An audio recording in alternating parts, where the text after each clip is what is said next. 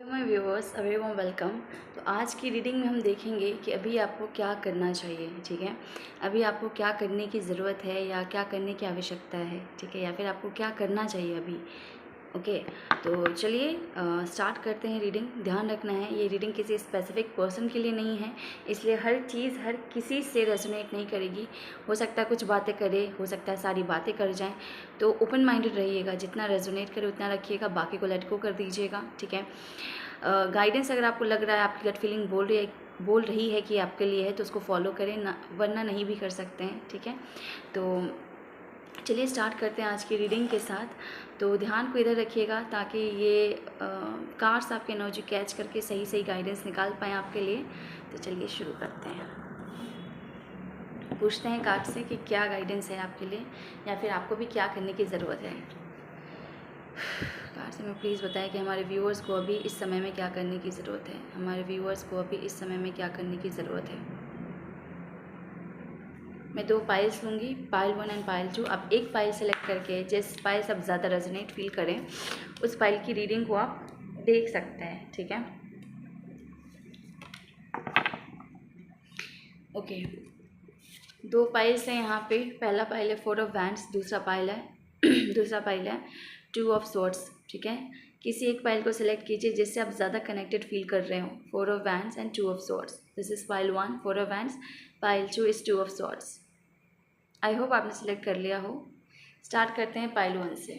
ठीक है, जिन्होंने भी पाइल 1 सेलेक्ट किया है 4 ऑफ वैंड्स, चलिए देखते हैं उनके लिए कि आपको भी क्या करना, आपको भी क्या करना चाहिए या फिर आपको भी क्या करने की ज़रूरत है। ओके, सो लेट्स सी क्या आता है आपके लिए। कार्ड्स में प्लीज़ बताएं कि पाइल 1 के व्यूअर्स को क्या करना चाहिए। पाइल 1 को व्यूअर्स को क्या करना चाहिए अभी।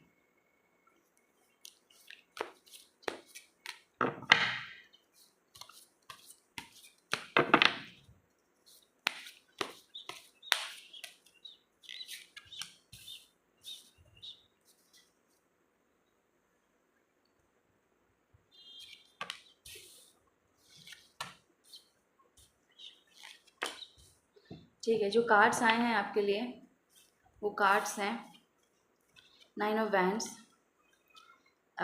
7 ऑफ कप्स। ठीक है, और 7 of pentacles and king of pentacles. ठीक है, ओके। एक बार मैं ओशोज एंड डेक से भी निकालूंगी कि आपको क्या करना चाहिए। ठीक है, तो चलिए पूछते हैं कार्ड से। कार्ड से मैं प्लीज़ बताएं कि मेरे पाइल 1 के व्यूअर्स को भी क्या करना चाहिए। मेरे पाइल 1 के व्यूअर्स को भी क्या करना चाहिए, हमें प्लीज़ बताएं।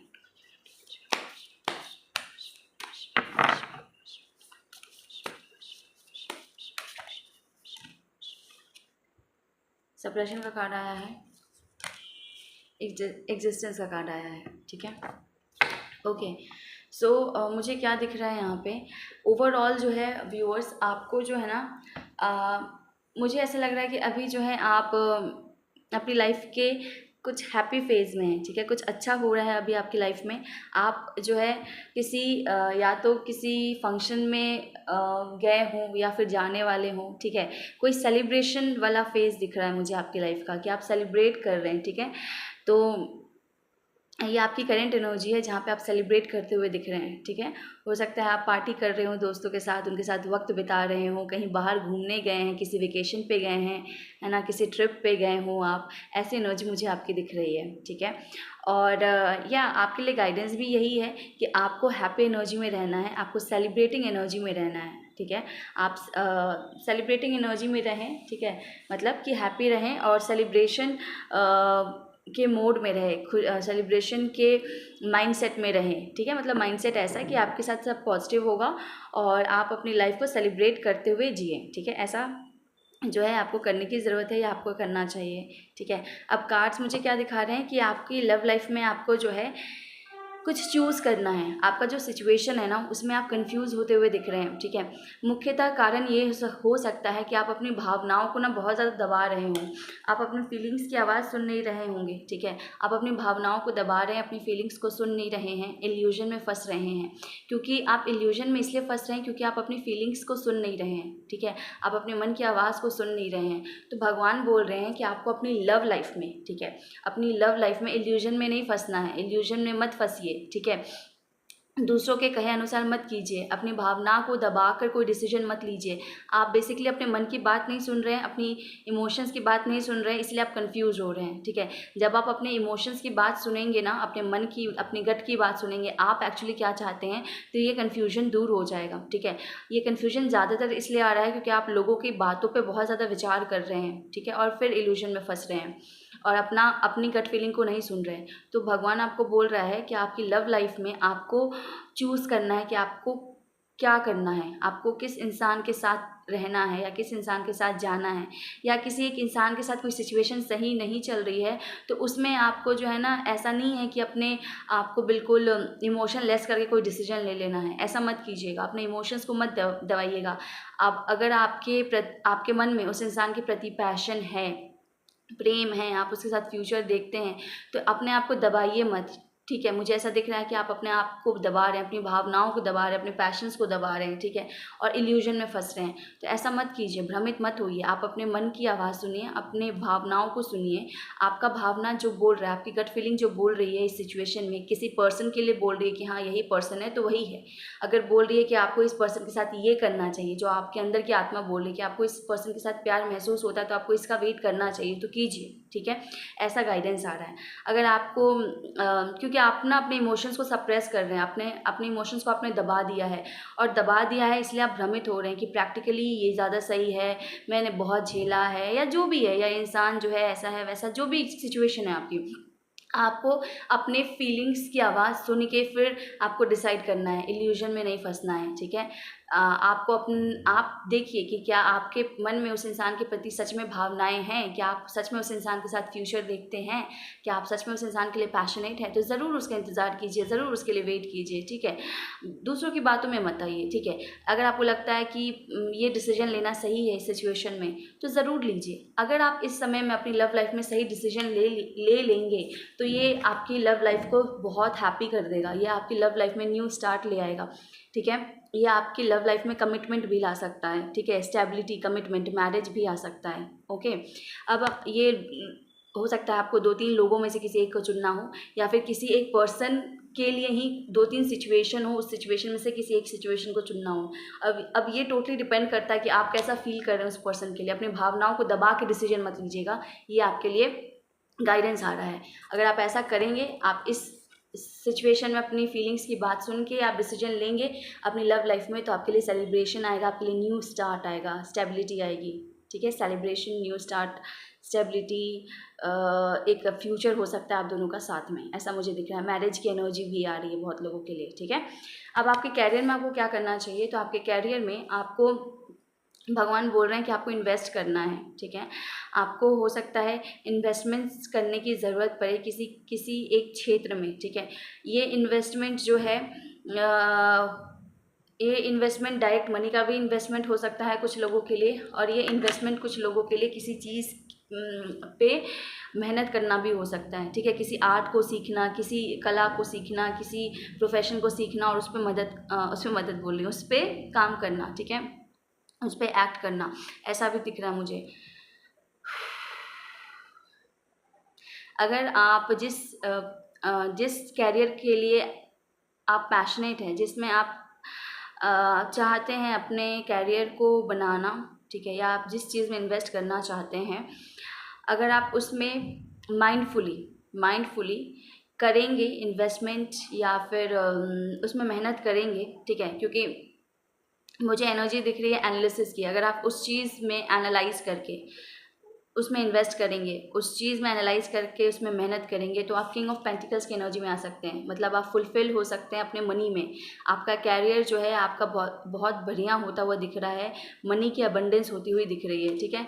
तो बेसिकली ये फेज़ मुझे दिख रहा है जहाँ पे आपको सही डिसीजंस लेने हैं, जिसके कारण आप इस स्टेज पे पहुंच पाए, किंग ऑफ पेंटिकल्स के स्टेज पे पहुंच पाए, ठीक है। और अगर आप ऐसा करेंगे तो एग्जिस्टेंस का कार्ड आया, मतलब कि आप जो पोजीशन चाहते हैं वो आपको हासिल होगा।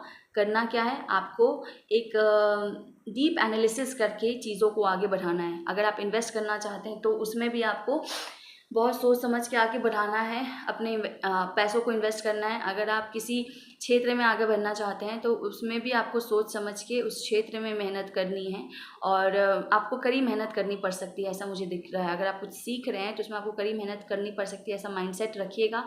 और उसी माइंडसेट को रख के उसी तरह के एक्शंस लेके उसी तरह की मेहनत करके आगे बढ़ेंगे तो किंग ऑफ पेंटिकल्स मतलब आप अबंडेंट हो जाएंगे, फुलफिल्ड हो जाएंगे। मनी मैटर में आपको पैसों की चिंता नहीं करनी पड़ेगी, आने वाले भविष्य में आप इस पोजीशन पे पहुंच जाएंगे, ठीक है। तो ये है आपकी रीडिंग। एक बार जो है इससे हम गाइडेंस निकालते हैं, एंजल आंसर्स ओरेकल डेक से। कार्ड्स हमारे पाइल 1 के लिए गाइडेंस बताइए, कार्ड्स हमारे पाइल 1 के लिए गाइडेंस बताइए, कार्ड्स हमारे पाइल 1 के लिए गाइडेंस बताइए। The situation will improve, okay. जहाँ पे आप कंफ्यूज हो रहे हैं ना वो सिचुएशन इम्प्रूव होगी। जैसे मैंने आपको बताया है कि आपको अपने मन की आवाज़ सुन के डिसीजन लेना है, किसी की बात में आके भ्रमित नहीं होना है। आपकी स्थिति जो है बदलेगी, सिचुएशन जो इम्प्रूव होगी, ओके। तो अपने मन की आवाज़ सुनिएगा, दबाइएगा मत अपने मन को। यहाँ दोनों जगह आपको अपने मन की आवाज़ सुनिए। आपकी लव लाइफ में आपको अपने इमोशंस को दबाना नहीं है, अपने इमोशंस की आवाज़ सुननी है। अपने प्रोफेशनल लाइफ में आपको एनालाइज करना है, सेल्फ एनालिसिस में जाके फिर उस चीज़ में आगे बढ़ना है, ठीक है। जिस चीज़ में आप आगे बढ़ेंगे सफलता ज़रूर मिलेगी। ओवरऑल 4 ऑफ वैंड्स का कार्ड आया है जो कि मुझे न्यू स्टार्ट और सक्सेस और सेलिब्रेशन और न्यू मतलब एक हैप्पी कपल दिखा रहा है, ठीक है। तो या हैप्पी चेंजेस आ रहे हैं, सेलिब्रेशन आ रहा है आपके लिए, तो या बी हैप्पी। तो ये है पाइल 1 की रीडिंग। आपसे रेजोनेट की हो तो do let me know, like कर सकते हैं आपको पसंद आई हो। चैनल सब्सक्राइब नहीं किया तो डू सब्सक्राइब दिस चैनल। अब हम चलते हैं पाइल 2 की रीडिंग पे, ठीक है। सो पाइल 2, जिन्होंने भी 2 ऑफ सॉर्ड्स का कार्ड चुना है, 1 सेकेंड।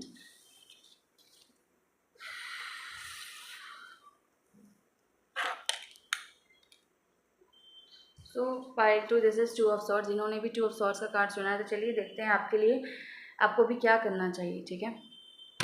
सो कार्ड्स हमें पूछते हैं, कार्ड्स हमें बताएं कि आपको क्या करना चाहिए। कार्ड्स हमें प्लीज़ बताएं कि मेरे पाइल 2 के व्यूअर्स को भी क्या करना चाहिए, मेरे पाइल 2 के व्यूअर्स को भी क्या करना चाहिए, हमें प्लीज़ बताइए।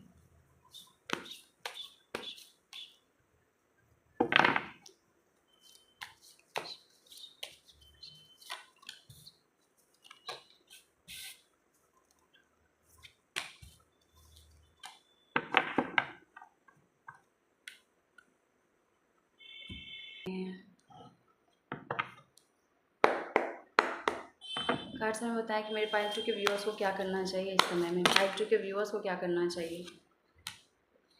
पॉलिटिक्स, गिल्ट, ठीक है, ओके। तो पाइल 2 जिन्होंने भी सिलेक्ट किया है 2 ऑफ सॉर्ड्स, मुझे क्या दिख रहा है कि अभी जो है आपको क्लैरिटी नहीं है आपकी सिचुएशन में, ठीक है।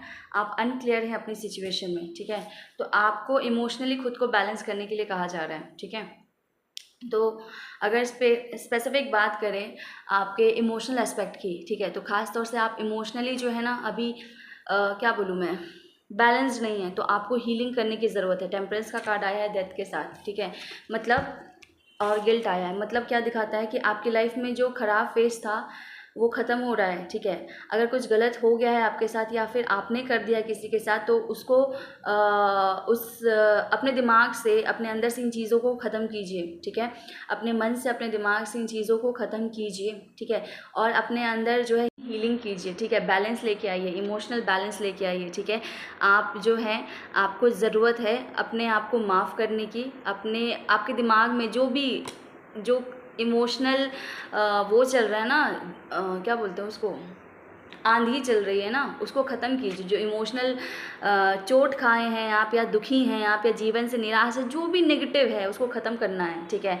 ये नेगेटिव ख़त्म करेंगे तभी जो अच्छा कुछ है ना भावनात्मक रूप में आप अच्छा महसूस कर पाएंगे। इसीलिए बोला जा रहा है अच्छा महसूस करने के लिए आपको हीलिंग करना है, आपको बैलेंस करना है अपने इमोशंस को, अपने डर को ख़त्म कीजिए, अपने अंदर प्यार लेके आइए, हीलिंग कीजिए। हीलिंग कर सकते हैं आप मेडिटेशन, हीलिंग कैसे करेंगे, मेडिटेशन से कर सकते हैं, ठीक है, या फिर नेचर में जाके कर सकते हैं, ठीक है।